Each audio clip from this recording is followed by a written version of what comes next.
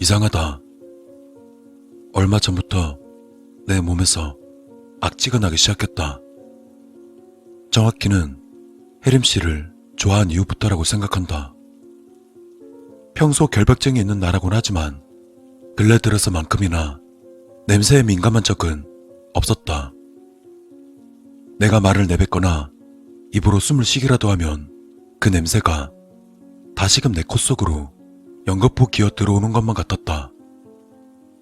밥을 먹고 나면 3분 내로 꼭 양치를 해야 하는 나에게 있을 수가 없는, 아니 있어서는 안 될 괴로운 일이다. 언젠가는 내 땀 냄새가 역하게 느껴질 때가 있었다.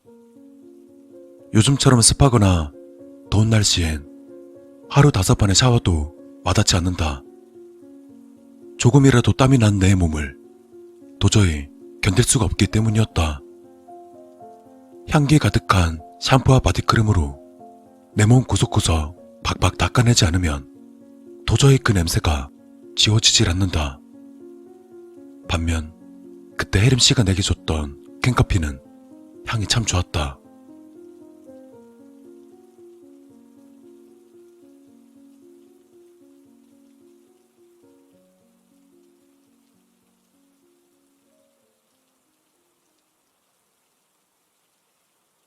머릿기름이 피부에 닿거나 혹은 얼굴에서 기름기가 올라오면 인간의 비린내라고밖에 달리 표현하지 못할 괴상한 냄새가 날 짜증나게 만들었다. 그럴 때면 또다시 집착적으로 몸을 구석구석 닦아내었다. 만약 시체라도 썩고 있다면 이 역같고 역겨운 냄새가 일종의 하모니로 발효되는 것일까? 행여나 내가 죽는다면 난 반드시 화장할 생각이다. 더럽고 이 역한 냄새를 다른 사람이 맡게 할 수는 없는 노릇이다. 저번 주엔 수도 검침원이라는 인간이 우리 집에 수도세가 과도하게 많이 나왔다며 점검하러 우리 집에 들린 일이 있었다. 혹시 우리 집에서 악취가 나진 않아요? 에? 악취요? 글쎄요. 좀 심한 비염이 있어서 그런가? 전 잘 모르겠는데요. 그래요? 이상한 냄새가 자꾸 나서 저도 모르게 물을 많이 쓰는 것 같아요. 제가 약간 결벽증이 있거든요. 혼자 사시는 분이 쓸 물의 양은 아닌 것 같은데 혹시 따로 물을 사용하는 전자제품이나 그런 건 없죠? 예, 그런 건 없는데요. 네, 알겠습니다. 별다른 이상한 부분은 보이지 않네요. 집을 대충 한 바퀴 둘러보고는 배관 파이프나 딱히 그런 부분에서 문제가 드러나지 않자 그는 나에게 물을 아껴 쓰라고 말했다. 멍청한가? 수도세가 많이 나오는 건 그냥 단순히 물을 많이 쓰기 때문인데 정말 멍청한 사람 같다. 가끔 지나가다가 마주치는 혜림 씨 머리에서 나는 샴푸 냄새는 머리가 어지러울 정도로 향기로웠다.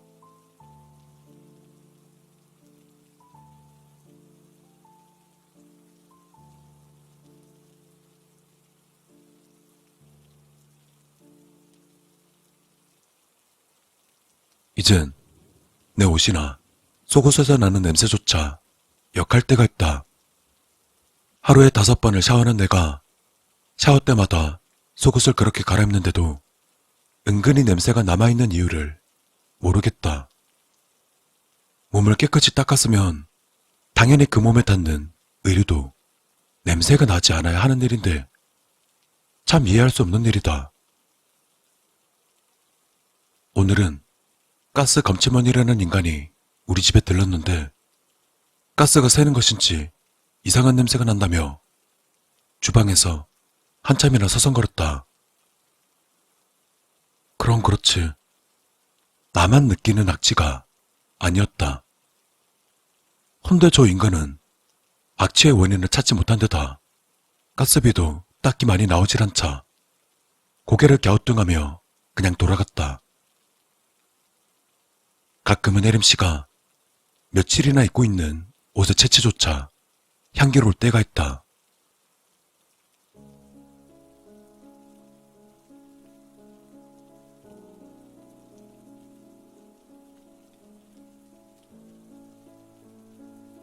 악취가 도저히 사라지질 않자 방에 있던 향수병을 깨뜨려 바닥에 흩뿌렸다. 코가 맹맹할 정도로 강한 냄새에 드디어 악취로부터의 해방이라 생각하며 해방감에 젖어 있었다. 허나 채 10분도 되지 않아 악취는 향수의 향기와 뒤섞여 향기롭고 역겨운 더욱 기괴한 냄새로 변질되었다. 그로부터 나흘이 지나자 관리사무소에서 전화가 왔다. 우리 집에서 이상한 냄새가 난다는 바로 옆집에 신고 전화했다. 그래서 난 그 악취가 우리 집이 아닌 이웃집 당신네에게서 나는 냄새인 것 같다고 되려 화냈다. 아무리 생각해도 우리 집에선 악취가 날 이유가 없기 때문이다. 혜림씨가 겨울철 자주 입는 코트에 겨드랑이 부분에 코를 파묻고 온종일 킁킁대고 싶다.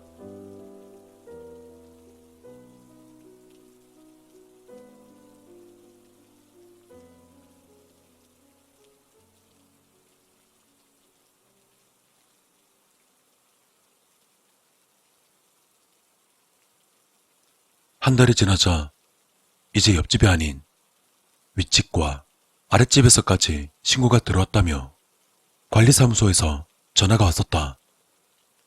오늘 중으로 우리 집에 강제로 방문할 것이며 방문을 거부할 경우 경찰을 대동할 것이라는 최후 통첩에 반협박성 전화였다.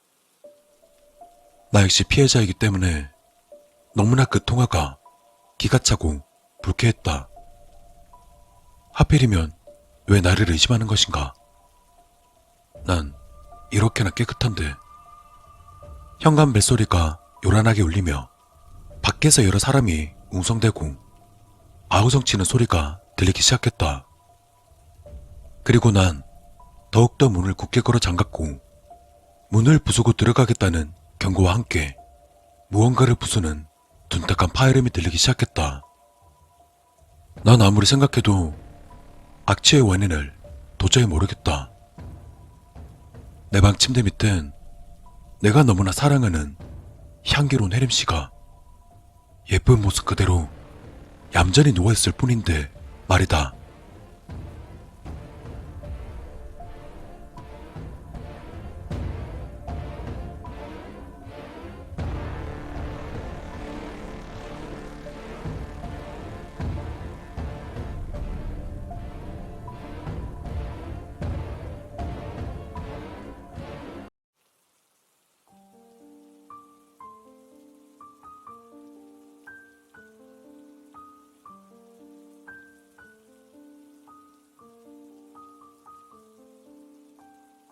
나 아이스크림 하나만 사주라. 수아가 내게 처음으로 건넨 말이었다. 분명 신입생 환영회 때 처음 보고 같은 수업도 몇 개쯤 들었었지만 별다른 인사도 없이 그저 서로의 존재만 알고 있던 동기였다. 하지만 무슨 바람이 불었는지 어쩌다 만들어진 중간고사 뒤풀이에서 술에 취해 벌개진 얼굴로 내게 말을 걸어온 것이다. 애초에 시끄럽게 노는 것도 별로였고 먹을 것도 충분히 먹었겠다. 눈치 봐서 일어나 이러던 차였으니 차라리 잘 되었다 싶어 하이텐션인 수아와 함께 술집 근처 편의점으로 향했다. 너 되게 귀엽게 생겼다. 그래? 너 닮았나 보네. 뜬금없이 던지는 이상한 칭찬에 나도 맥락없이 받아쳐 주었다. 하지만 수아는 내 대답이 무척이나 마음에 들었는지 아이스크림을 손에 들고서 한참을 웃어대었다. 얘 말하는 거 봐. 이제 보니 너 아주 요물이었네. 그날이 있었던 뒤로 우린 빠르게 친해졌다. 수업 때 옆자리에 앉기도 하고 가끔은 밥도 같이 먹었다. 다른 동기들이 끼는 경우는 없었다.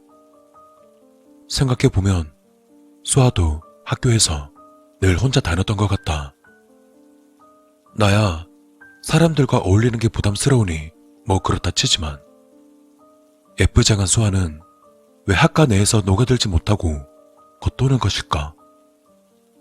우습게도 그때 우연히 동기 여자들끼리 떠드는 게 귀에 들려온 통에 답을 알 수 있었다. 수아제 몸을 그리 예쁘게 쓴대. 남자를 홀려서 돈도 뜯어낸다던데? 명품에도 미친년이래. 내게 들려온 저 따위의 말들은 그 출처도 근거도 희박한 소문이었다. 다소 불량스러운 이미지에 외모도 예쁘다 보니 질투심 때문에 그룹에서 밀려난 모양이었다. 물론 난 그런 소문 따윈 그다지 신경 쓰지 않았다. 솔직히 말하자면 그게 전부 진짜라고 해도 거부감 따윈 없었다. 하지만 그것과 별개로 수아는 사람들의 시선이 참 버거웠던 모양이었다.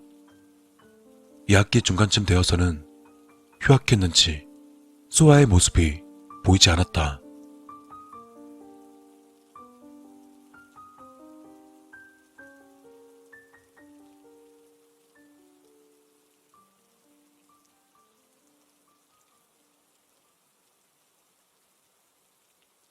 나 아이스크림 하나만 사주라.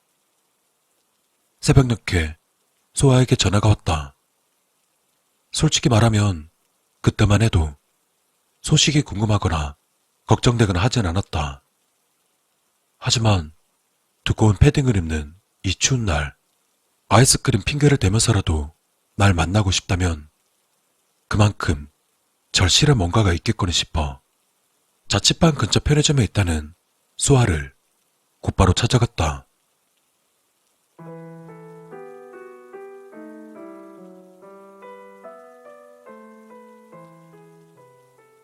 어디서 얼마나 마셨는지 추운 줄도 모르고 아이스크림을 먹는 수아를 보니 조금은 신경 쓰이기 시작했다. 그나마 믿을 만한, 연락할 만한 사람이 나밖에 없었겠지. 난 가만히 아무런 말도 하지 않고 수아가 아이스크림을 먹는 모습을 지켜보았다. 안 궁금해? 그동안 어디 있었는지, 무슨 일이 있었는지 궁금해. 그런데 왜 안 물어봐?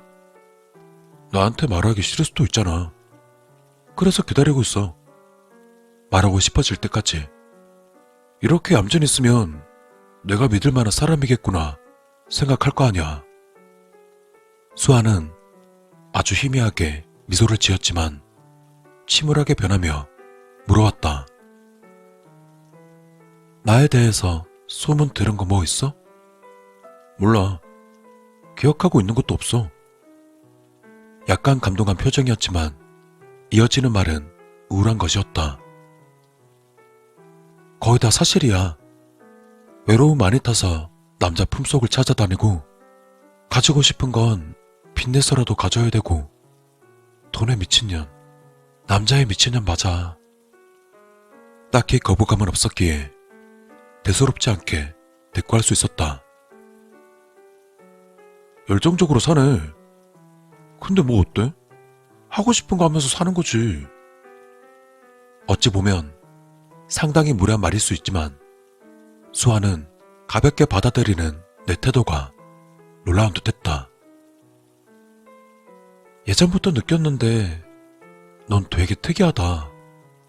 다들 반응은 비슷했거든. 여자들은 대놓고 혐오하고 남자들은 혹시 한 번 줄까 싶어서 착한 오빠 모드로 찝쩍거리고 그따위 놈들이 뭐라 하든 알게 뭐야. 다 먹은 아이스크림 막대를 잘근잘근 씻고 있던 수아는 잠시간 조용히 있다가 조심스레 말했다. 나 오늘 재워주면 안 돼? 지금 나 돈도 없고 갈 데도 없어. 재워준다. 고민은 그리 길지 않았다. 그래, 방이 좁진 않으니까. 가자. 재워줄게.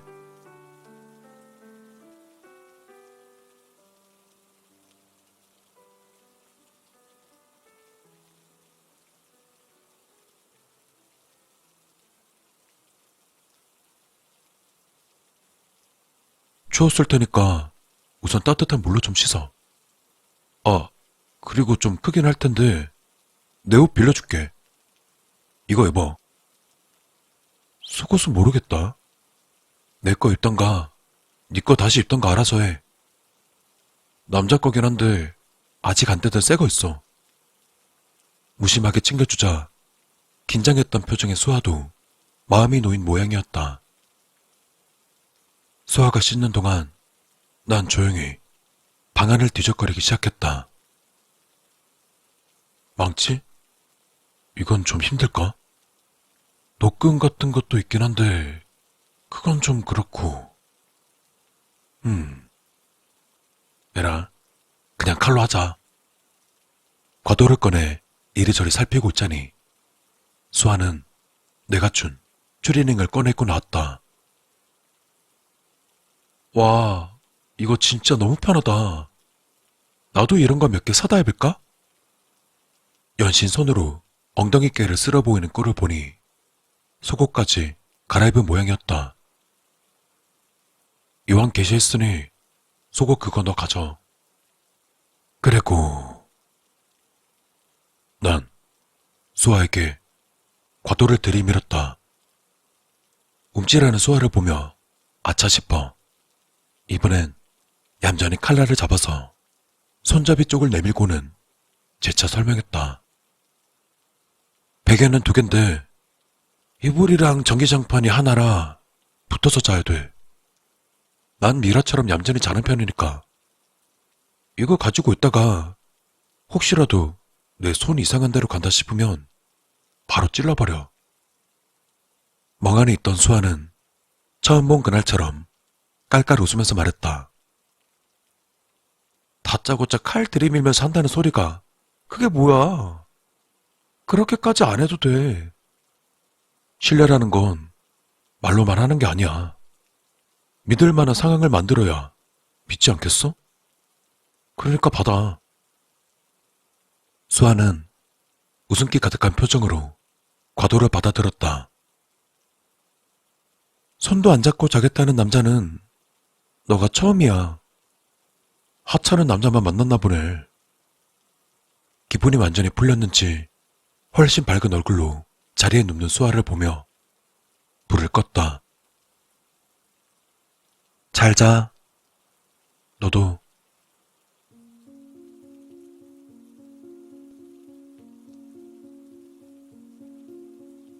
약간의 시간이 지났다. 자? 수아의 목소리였다. 아니. 잠시 뜸을 들인 수아가 다시 말했다. 내가 사연팔이 하면 들어줄 거야? 동정하거나 조언하거나 위로해주는 건 못하겠지만 들어줄 수 있어. 그리고 토닥토닥 재워줄 수도 있고. 다시 약간 뜸을 들이고는 조심스레 말했다. 안아달라고 하면? 안아줘야지. 너무 가깝게는 말고. 키스해달라고 하면? 그건 안 돼. 여기저기 막 만져달라고 하고 또 해달라고. 그것도 안 돼. 수아는 한동안 말이 없었다. 왜? 내가 매력 없어? 아니면 더러워서? 아니, 넌 매력 있고 예뻐. 더럽지도 않고. 근데 우린 사랑하는 사이가 아니잖아. 그치? 내가 널 사랑하게 되면, 그리고 네가 날 사랑하게 되면, 그러고 나서 누구든 고백하고 오늘부터 1일 찍고 데이트도 하고 만난 것도 먹으러 돌아다니다가 한 달이나 두 달쯤 지났을 때 1박으로 어디든 여행 가서 즐겁게 보내다가 해 떨어지고 둘만 남게 되면 그때 무드 있게 해야지. 난 그런 거 없어도 돼. 다른 사람은 몰라도 난 그래야 돼. 수아는 실망을 한 건지 화가 난 건지 알 수 없었지만 더 고집 부리는 대신 조용히 하소연하기 시작했다. 나 사실 돈 잘못 빌렸다가 못 갚아서 엄청 더러운 일 했어. 꾹 참고 돈 모아서 다 갖고 나오긴 했는데 내가 너무 혐오스럽고 징그러워서 미칠 것 같아. 이후 소아의 고통스러운 독백이 이어졌다. 자신의 가장 깊은 치부까지 드러내야 할 만큼 괴로웠고 또 그걸 이야기할 수 있을 만큼 나를 믿었던 모양이었다.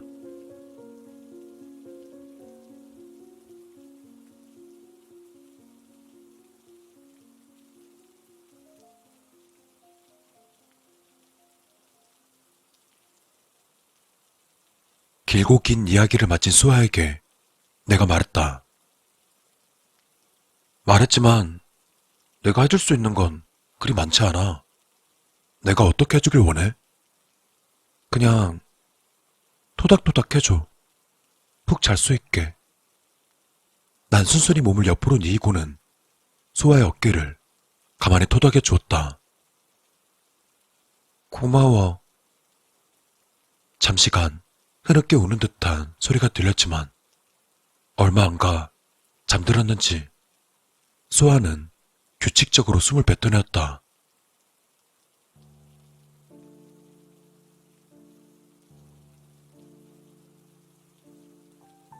아이스크림 먹을래? 숙취가 주는 갈증으로 마른 기침을 하며 일어난 수아에게 말했다. 기분 좋게 대답하는 수아에게 냉동실에서 꺼낸 아이스크림을 건네주고는 냄비를 꺼내 들었다. 라면 끓여줄게. 주말인데 혹시 오늘 약속 같은 거 있어? 없으면 어디 가지 말고 여기 있자. 할 말도 있고 들어야 할 말도 있고. 수아는 기대감 어린 표정으로 이불을 빠져나왔다. 무슨 말? 그러니까 일종의 동의?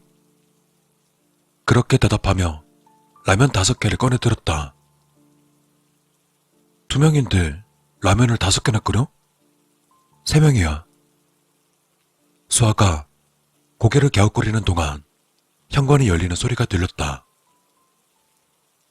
아, 일찍 왔네. 소개할게. 이쪽은 내 애인이야.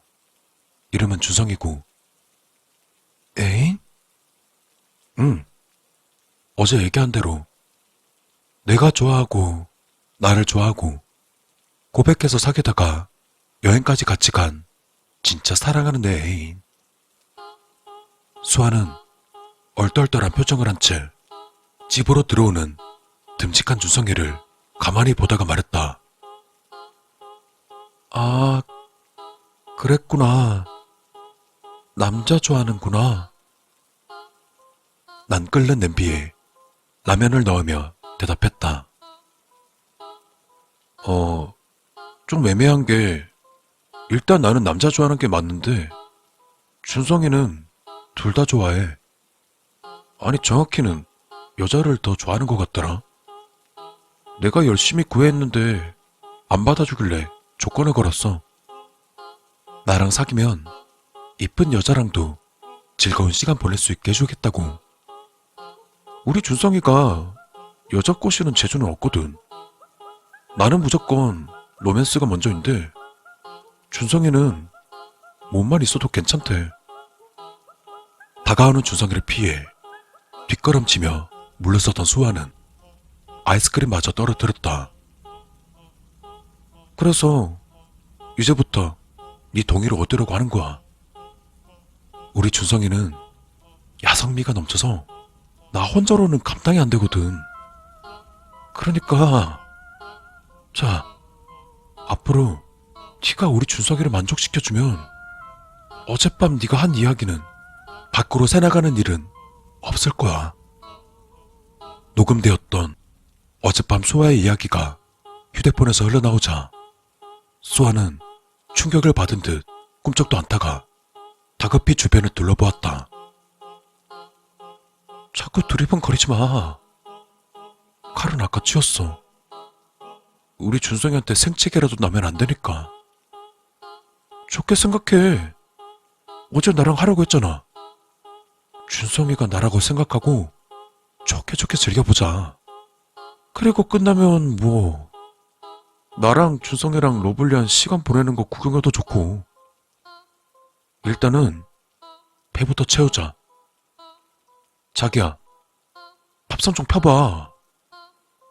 소아의 몸을 탐욕스레 훑어보던 준성이는 입맛을 다시며 밥상을 꺼냈다.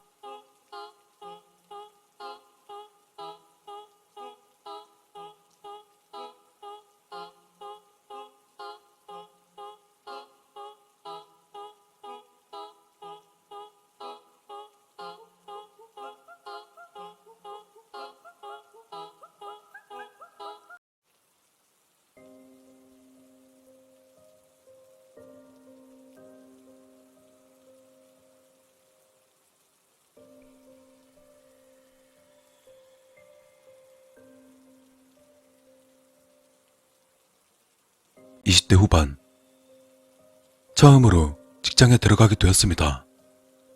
그런 기념으로 중고차도 한 대 장만했습니다. 그리고 그날 저녁 저는 첫 직장과 첫 차를 기념해서 친구들과 술자리를 가졌습니다. 전 차를 가져갔기 때문에 술을 마시지 않으려 했지만 친구들의 짓궂은 도발에 소주 2잔을 마셨습니다. 그러다 술자리가 끝나고 대리를 부를까 하다가 설마 소주 2잔인데 나는 아니란 마음으로 운전대를 잡았습니다. 그곳에서 집까지의 거리는 30분 거리였습니다. 그렇게 소주 2잔을 마신 채 절반 정도 갔을까요? 음주 단속하는 경찰들이 보였습니다. 이제 막 취업했는데 혹시라도 잘못될 수 있다는 걱정에 집까지는 조금 돌아가게 되는 산길로 핸들을 돌렸습니다. 산길은 꼬불꼬불하기도 했고 가로등도 몇 개 없는 어두컴컴한 길입니다. 자주 다니는 길은 아니었지만 어릴 때부터 살던 동네라 무섭다는 생각은 없었습니다. 그러다 산 정상 부근에 다다랐을 때 빨리 집에 가고 싶다는 생각 때문인지 엑셀을 조금 세게 밟았습니다. 그리고 그 순간 무엇인가 내 차 앞으로 돌진했고 급하게 브레이크를 밟았지만 쿵 하는 소리와 함께 범퍼에서 강한 충격이 느껴졌습니다. 차마 내릴 수가 없었습니다.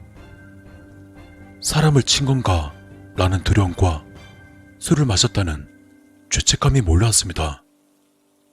그렇게 전 천천히 문을 열고 범퍼 앞쪽으로 걸어갔습니다. 범퍼를 확인했습니다. 헌데 멀쩡했습니다. 또 아무것도 없었습니다. 휴대폰 손전등으로 여기저기 비춰보았지만 어떠한 흔적도 보이지 않았습니다. 전 술기운에 헛것을 본 건가 싶은 생각도 들고 한편으론 다행이라는 생각도 들었습니다. 저는 차에 올랐다 크게 숨을 내뱉고서 다시 출발하려 했습니다. 그때 제 시선으로 무엇인가 들어왔습니다. 이곳은 제가 알던 곳이긴 하지만 처음 보는 낡은 건물이 눈에 들어왔습니다. 여기 호텔이 있었나? 다 꺼진 네온사인 사이 H 글자 하나가 그 건물은 호텔임을 표시하고 있었습니다. 이미 술은 다 깼지만 호텔에서 자고 가기로 정했습니다. 더 이상 맘 졸이기 싫었기 때문입니다.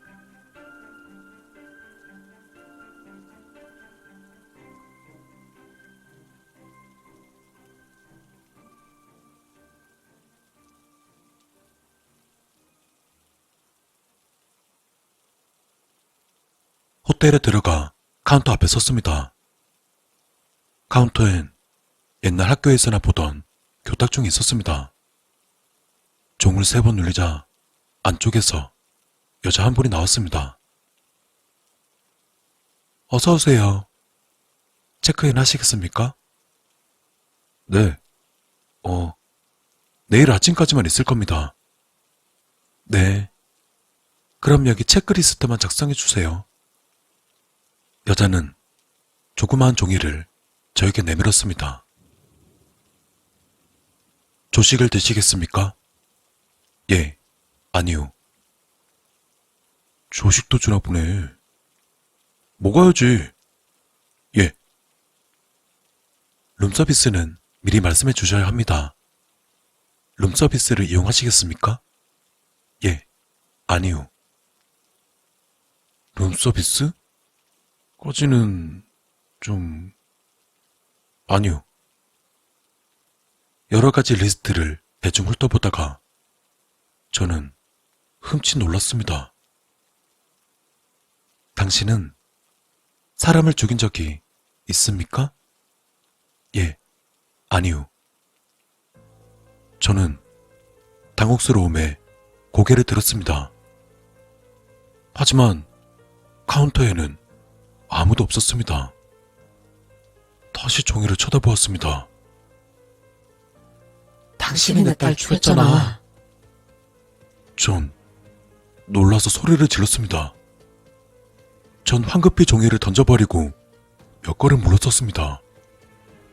그런데 카운터에 다시 나타난 여자는 커다란 시카를 들고 있었습니다. 네가 우리 딸 죽였지. 여자는 칼을 휘두르며 저에게 달려들었습니다. 전 황급히 휘두르는 칼을 가까스로 피하고 호텔 문을 향해 달렸습니다. 헌데 호텔 출입문은 열리지 않았습니다. 아무리 힘껏 당겨보고 밀어보아도 꼼짝도 하지 않았습니다. 그건 마치 이 건물이 나갈 수 없도록 막고 있는 것처럼 느껴졌습니다. 우리 딸 죽여놓고 어디 도망가려고. 무슨 소리예요? 저 사람 죽인 적 없어요. 그럼 네 손에 칼은 뭐야? 이게 어떻게 된 일일까요? 어느새 시칼은 제 손에 들려있었고 호텔 로비 가운데에 흰색 원피스를 입은 소녀가 피범벅이 된 채 누워있었습니다. 나는 내가 죽인 게 아니에요. 너가 죽였어. 내가 봤어. 분명 너야. 아니야. 진짜 아니야. 전 손에 들린 칼을 던지고서 호텔 안으로 도망쳤습니다. 그리고 모든 방문은 굳게 닫혀 있었고 유일하게 사용할 수 있는 계단을 따라 위로 올라갔습니다. 그러다 저는 결국 옥상에 도착했습니다. 그리고 더 이상 도망칠 수도 없어 구석으로 몰렸습니다. 여자는 천천히 저를 옥죄어 왔습니다. 저는 울음이 터졌습니다. 진짜 저한테 왜 그러세요? 네가 내 딸 죽였어. 저 아니라고요. 여자는 제게 달려와 손에 든 식칼로 제 가슴을 찔렀습니다. 그리고 저는 옥상에서 떨어졌습니다.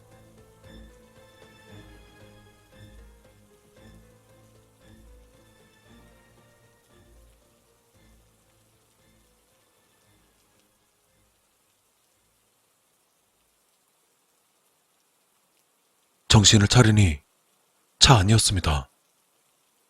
꿈이었을까요? 가슴이 욱신거려 옷을 들추니 시퍼런 멍이 들어있었습니다. 칼에 찔렸던 위치였습니다. 차가 멈추면서 핸들에 가슴을 부딪히고 기절했었나 봅니다. 전 아픈 가슴을 부여잡고 차에서 내렸습니다. 차는 호텔에 오기 전 멈췄던 사고 장소에 있었습니다. 전 천천히 앞으로 걸어갔습니다. 거기에는 백구 한 마리가 죽어 있었습니다. 그리고 몸집이 조금 더 큰 다른 백구 한 마리가 죽은 개를 연신핥고 있었습니다. 전 그 장면을 보자마자 꿈에 나타난 모녀라는 것을 알았습니다. 네, 맞아요. 내가 죽였습니다. 죄송합니다. 죄송합니다. 어미로 보이는 백구를 향해 고개를 숙이고 사과했습니다. 백구는 도망가지도 달려들지도 않고 그 자리에 서서 저를 빤히 쳐다만 봤습니다. 그러다 저는 경찰에 사고가 났다고 신고했습니다. 경찰은 생각보다 금방 왔습니다. 그리고 전 음주 측정을 하게 되었고 참 다행스럽게도 훈방 조치되었습니다. 사고 현장을 둘러본 경찰은 로드킬이라 사건 접수는 따로 하지 않겠다고 했습니다. 또 강아지의 사체는 구청에 전화하면 된다고 했습니다. 혹시 제가 직접 묻어줄 수 있을까요? 글쎄요. 어디에 묻으시려고요? 산에 묻는 건 불법입니다. 안 될까요? 원래는 안 되는데 크기도 고라니처럼 크지도 않고 뭐 알아서 하십시오. 그럼 그렇게 알고 저희는 가보겠습니다. 그렇게 경찰이 떠나고 개 사체를 길 가장자리로 옮겨두고서 집으로 향했습니다.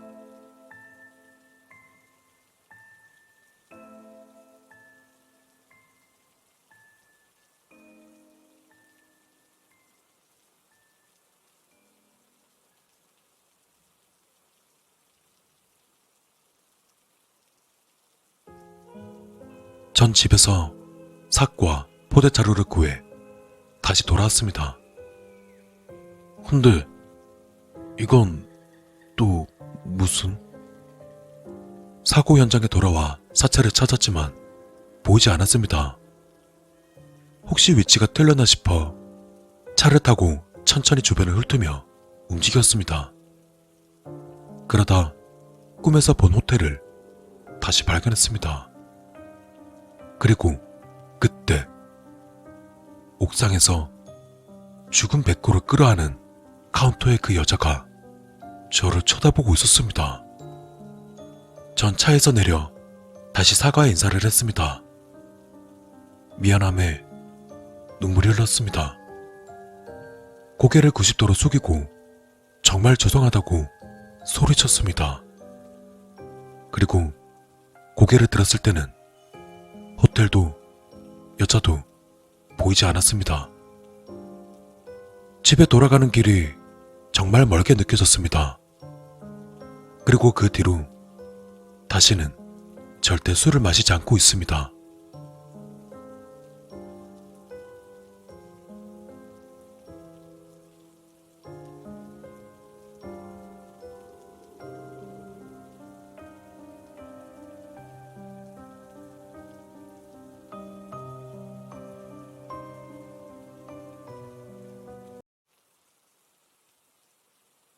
야, 넌 얼마 주면 사람 죽일 수 있겠냐?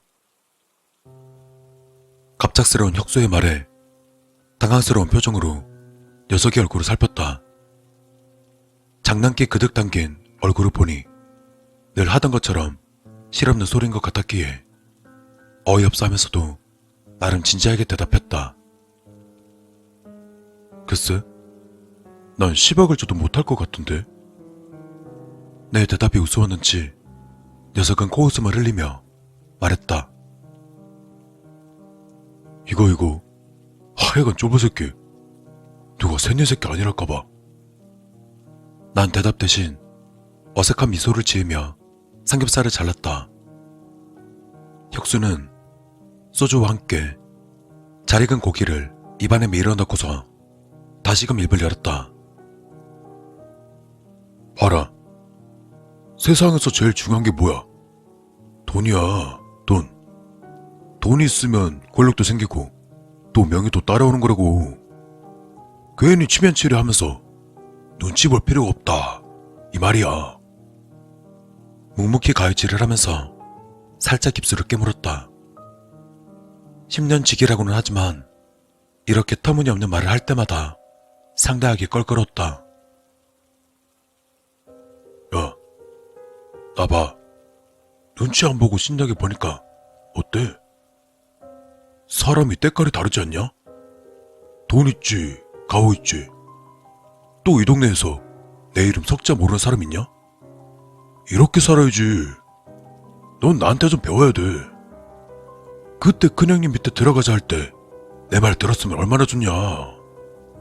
떳떳하게 산다느니 어쩌니 하면서 뭔 사업한다더니 그따위로 후줄근하게 사냐? 그때의 그 선택을 후회하진 않는다. 하지만 혁수의 말대로 생활이 궁핍해지다 보니 마음이 흔들리는 것도 사실이었다. 때문에 조금은 현실과 타협하기로 하고 혁수에게 도움을 요청한 것이다. 야, 이제라도 안 늦었어. 착한 척도 좋고 다 좋은데 일단 돈부터 해결해야지. 너도 먹고는 살아야 할 거 아니야. 자, 이거 받아. 혁수는 내게 서류 봉투를 내밀었다. 이게 뭐야? 난 그냥 잔밀이나 좀 달라고 부탁한 건데. 야, 가오가 있지. 내가 어떻게 너한테 잔밀을 시키냐? 친구 좋다는 게 뭐야? 내가 제대로 챙겨줄 테니까 한번 봐. 봉투를 열어보니 차용증 따위에 문서 몇 개가 들어있었다. 사람들한테 돈 빌려준 증명서류랑 차용증. 이자는 대충 다 받았고 남은 건 원금인데 수금이 좀 늦어져서 말이지. 다 합치면 대충 1억은 될걸? 뭐 내가 한 바퀴 싹 돌면 반나절이면 다 받게 하는데 귀찮기도 하고 또 다른 할 일이 많잖냐. 그러니까 이걸 너한테 싸게 넘긴다는 거지. 반도 아니고 딱 4천만 원에 이걸 넘겨주겠다 이거야. 당장 줄 필요는 없고 돈 받아서 천천히 주면 돼. 어때? 대충 계산해도 6천원 남지? 대박 아니야? 딱히 불법적인 것도 아니고 그냥 빌린 돈 정당하게 받는 거니까 너도 가오 안 상하고 난 또 친구 노릇하면서 번거로운 일 해결되니 서로 윈윈이지. 무슨 얘기인지 충분히 잘할 것 같았다. 이자로 충분히 이익을 본 뒤 더 이상 원활한 수금이 되지 않는 악성빚을 나에게 판다는 의미였다. 아예 배째라고 들어놓는 사람들은 다 뺐어. 좀 귀찮긴 하겠지만 늦든 빠르든 다 내줄 만한 사람들이니까. 정중하게 부탁하든 겁을 주든 무릎을 꿇든 그건 네가 알아서 하고. 이제 너도 사람답게 살아야 될 거 아니야. 빚을 사온다는 생각에 거부감이 들었지만 좋은 기회가 됨을 부정할 순 없었다. 혁수가 올바른 녀석은 아니지만 친구를 등쳐먹거나 배신할 녀석도 아니다. 녀석의 말에 거짓이 없음은 분명했다. 결국 혁수가 나에게 4천을 투자해서 1억을 벌 수 있는 사업을 소개시켜 준 셈이었다. 정당하게 빌려준 돈을 정당하게 받는다. 다소 불법적인 일까지 각오했던 나로서는 오히려 다행스러운 일이었다. 돈을 받아내는 방식이야 내 스타일대로 하면 된다. 고맙다. 난 조용히 서류를 받아들었다.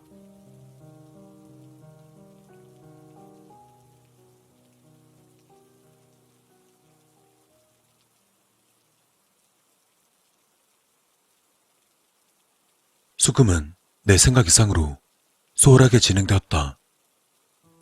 경우에 따라 어느 정도의 강경한 대응은 필요할 거라 예상했지만 그럴 필요조차 없었다. 그저 조용히 찾아가서 얌전히 빚 얘기를 하기만 해도 다들 굽실거리면서 돈을 내줬다. 죄송합니다. 당장은 이것뿐입니다. 시간을 조금만 더 주시면 나머지도 꼭 갚겠습니다. 그러니 제발 조금만 더 기다려주세요. 닥달하기도 전에 그리 말하니 오히려 천천히 하라고 말하고 싶을 지경이었다. 10일 만에 수금한 금액이 5천만 원. 또 남은 5천만 원을 받는데도 보름이 걸리지 않았다. 혁수에게 4천만 원을 넘기고 나서도 6천만 원이라는 큰 돈이 고스란히 남은 것이다. 6천만 원. 한 달 만에 6천만 원. 내 연봉보다 많은 돈을 한 달 만에 벌었다. 당장 급한 불부터 끄자 싶어 일을 벌였지만 이쯤 되니 과거의 내가 한심해질 지경이었다. 거봐, 내가 뭐랬어. 나만의 친구 없다니까. 얌전 떨고 살다가 돈 맛보니까 어때? 죽이지. 돈 좀 생겼으니 차도 좀 바꾸고 옷도 좀 빼입고 해야지. 다시 만난 혁수의 말에 맞장구를 치던 난 주저하며 말했다. 그래, 맞아. 네 덕에 살았어. 근데 혹시 이런 일 또 맡겨줄 거 있을까? 그치? 그걸로는 약간 부족하지. 돈맛이란 게 그런 거야. 찔끔찔끔 찍어 먹을 땐 모르는데 큰 돈 확 들어오면 그렇게 맛있을 수가 없거든. 근데 저번 같은 꿀 거는 별로 없고 조금 귀찮은 것만 남았어. 이거라도 가져가 볼래? 대신 더 싸게 넘길게. 난 마치 기다렸다는 듯 혁수가 건네주는 서류들을 훑어보니 이 역시 대략 1억쯤은 되는 것 같았다. 틀어놓는 정도는 아닌데 세워라 내워라 하는 양반들이야. 좋은 말은 안 통할 거고 적어도 언성은 좀 높여야 될걸? 더한 짓을 해야 될지도 모르고. 그래도 괜찮으면 가져가. 내가 이건 3천에 줄게. 대신 성금으로 줘. 난 고민하지 않았다. 3천 바로 송금해 줄게.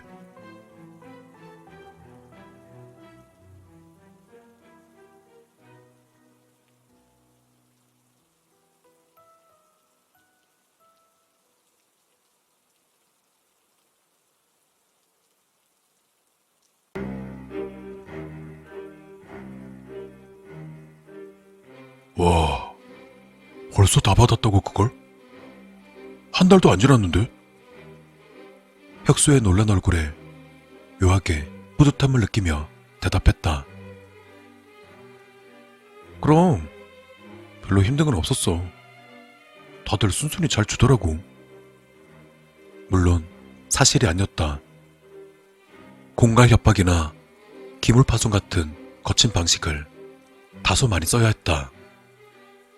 물론 나름의 기준에 맞추어 절대 그 선을 넘지는 않았지만 확실히 강하게 나가는 것이 돈을 받기가 수월했다.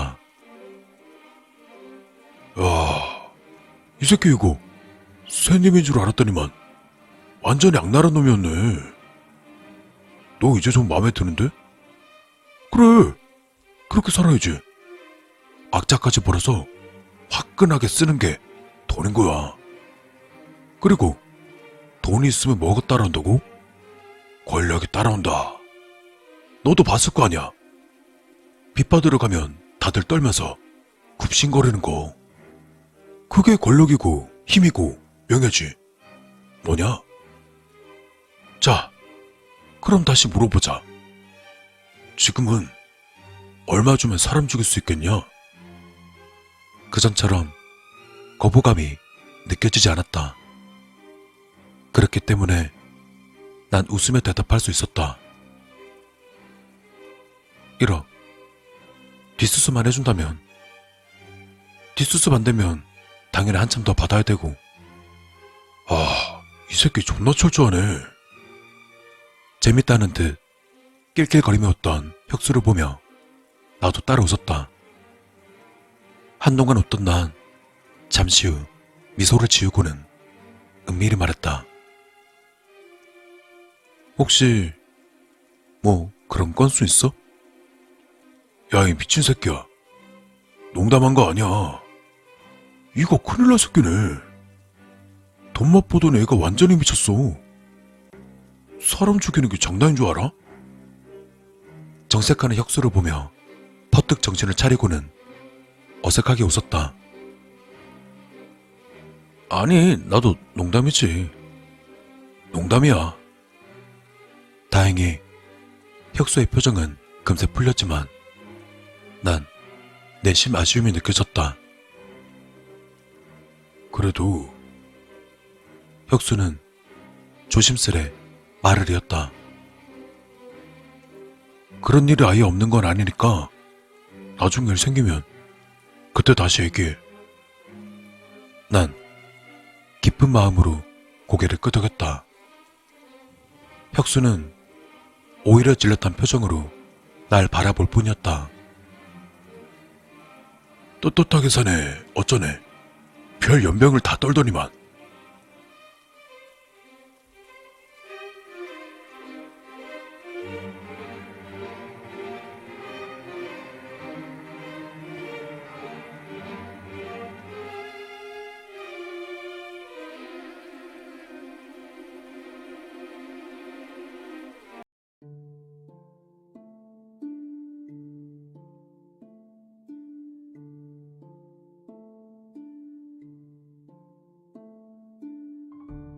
첫 번째 이야기.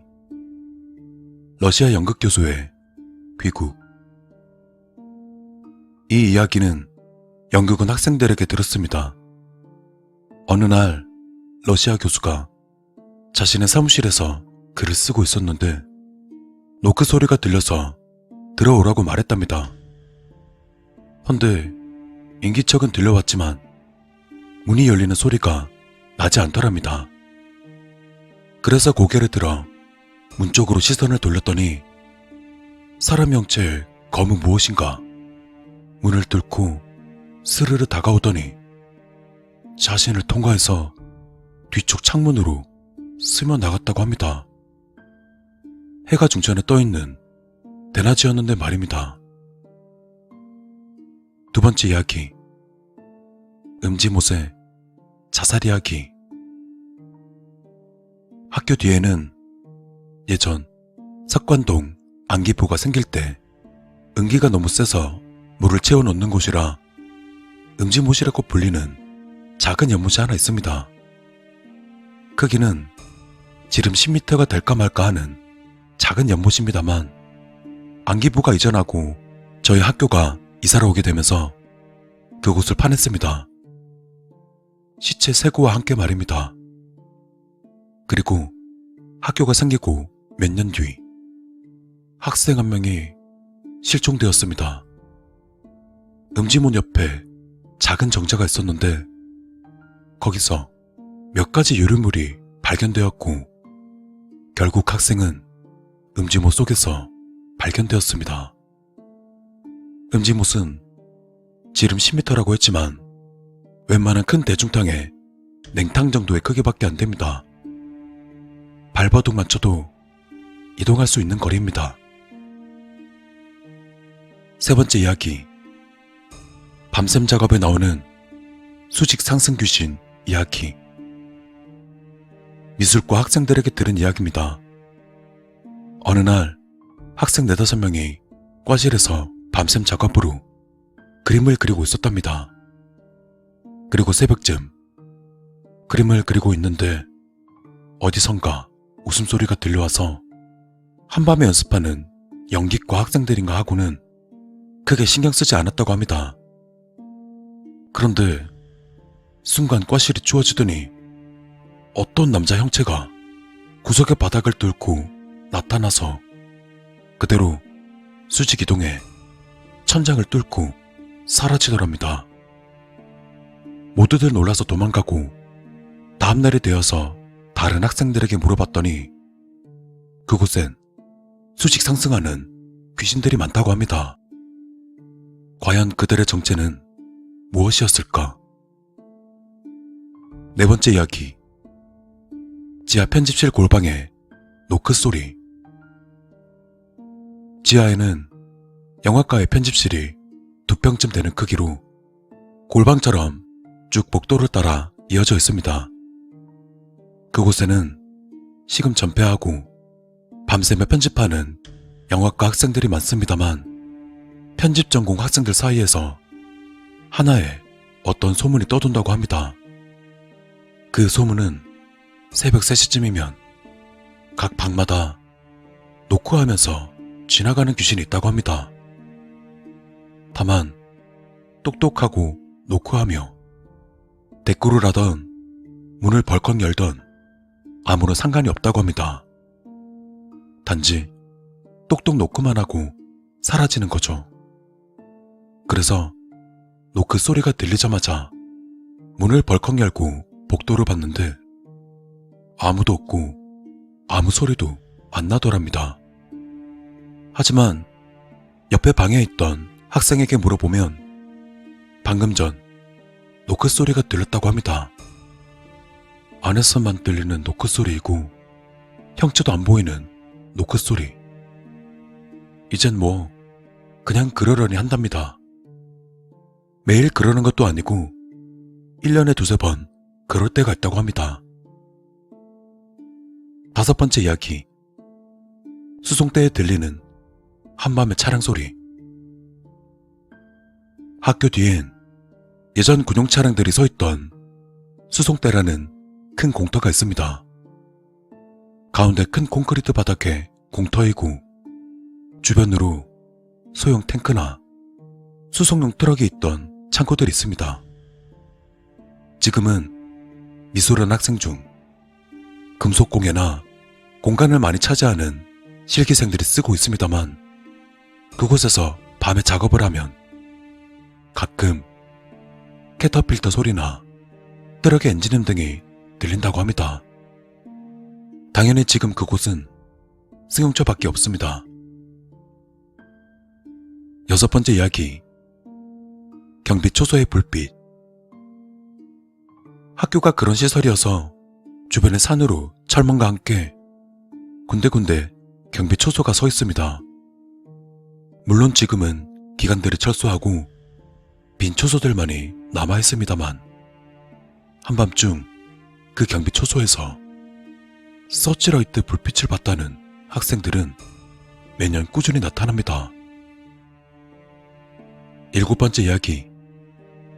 야산의 불빛. 조금 전 이야기와 상당히 비슷한데 사람이 다니는 곳 말고 산 쪽에 사는 꽤나 울창한 편입니다. 가끔 한밤중 갑자기 도깨비 불 같은 불이 산을 휙휙 돌아다니다가 꺼지는 경우도 있습니다. 8번째 이야기. 산속의 개소리. 근처에 주택이 많아 개가 짖는 소리가 들리긴 합니다만 몇몇 개들의 소리가 아닌 굉장히 사나운 개의 소리가 한 군데서 굉장히 크게, 즉 여러 마리가 한꺼번에 짖는 것 같은 소리가 들린다고 합니다. 이건 신간에서 들리는 소리인데 마치 궁견들이 몇십 마리가 한 번에 짖는 것과 같다고 합니다. 그런데 지금은 없지만 신관에서 초소로 가는 산길 옆엔 예전 궁견을 키우던 것 같은 큰 개 사육장이 폐허가 되어 남아있습니다. 9번째 이야기. 복도를 도는 뒷모습. 이번 이야기는 귀신을 보지 못했던 저도 실제로 보게 된 사건입니다. 건물 내부의 한쪽 끝은 예술극장에 있고 한쪽 칸은 천장까지 트인 중앙정원입니다. 복도를 따라 바깥으로 방들이 있죠. 그래서 건물 구조상 그 건물을 빙글빙글 계속 돌 수가 있는데, 어느 날 제가 학교에서 밤샘 작업을 하다가 화장실을 가기 위해서 복도로 나섰습니다. 그런데 복도 코너에 어떤 사람이 쓱 코너를 도는 것이 보였습니다. 마침 제가 가려던 화장실도 그쪽이므로 저도 그를 따라서 코너를 돌았습니다. 그러다 또 반대쪽 끝에서 코너를 도는 사람이 보입니다. 복도의 가로와 세로의 길이는 다릅니다. 즉, 직사각형입니다. 그 코너를 도는 사람이 제가 뒤따라오기를 기다려서 돌거나 내가 돌아 나와 그 복도를 보기 직전 반대편까지 달려서 속도를 맞추지 않는 이상 매번 코너를 도는 뒷모습만 보기란 어쩌면 어렵습니다. 앞사람일 수도 있겠다고 생각하지만 다른 학생 중에서도 이런 경험을 한 사람도 있고, 아는 사람의 뒷모습이라 계속 쫓아갔는데도 몇 번이고 코너를 도는 뒷모습만 보며 그 건물을 한 바퀴 이상 돌았다던 학생도 있습니다. 10번째 이야기. 축제에서 나타난 얼굴. 저런 괴담 때문에 학교 축제 당시 연극원 사람들은 귀신 놀이를 꾸민 적도 있었는데, 당시 복도 창문 안쪽은 환기장처럼 사람 키보다 더 큰 세로 형태의 긴 창문이 있습니다. 거기에 종이축으로 사람 얼굴과 손을 만들어 창밖에서 안쪽으로 쳐다보게 달아놓고 분위기를 조성하기 위해 축제 중 학교의 내부 전원을 내려버렸습니다. 왜냐하면 내부 전원이 나가면 비상등이 들어와서 창문으로 하얀 얼굴과 손이 창밖에선 사람으로 보이기 때문입니다. 결과는 성공적이었습니다. 중정에서 클럽 파티를 하고 있던 저는 그날 학교 여기저기서 울려 퍼지는 비명소리를 들었으니까 말입니다. 그러다 곧 전기가 들어오고 연극원에 깜짝 쇼였다는 것을 밝혔지만 몇몇 학생들은 창밖이 아니라 복도로 비춘 비상조명으로 복도 한가운데서 쭈그려 앉아있는 아이를 봤다거나 기어다니는 여자를 봤다는 학생들도 나타났습니다.